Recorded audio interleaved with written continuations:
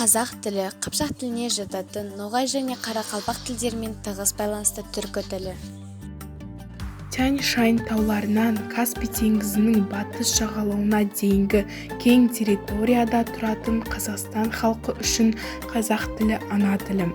Қазақ тілі бұл 10 миллионға жуық адам сөйлейтін Қазақстанның ресми мемлекеттік тілі.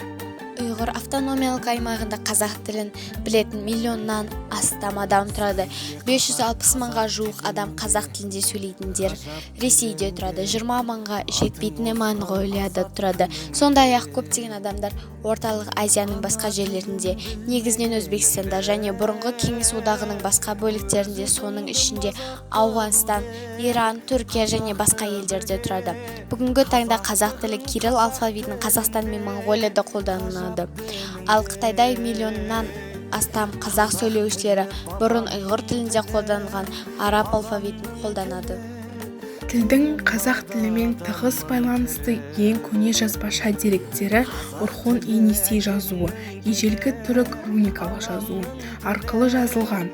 Қазіргі қазақ тілі тарихи даму барысында латын, кириллица және араб жазуының нұсқаларын қолданды.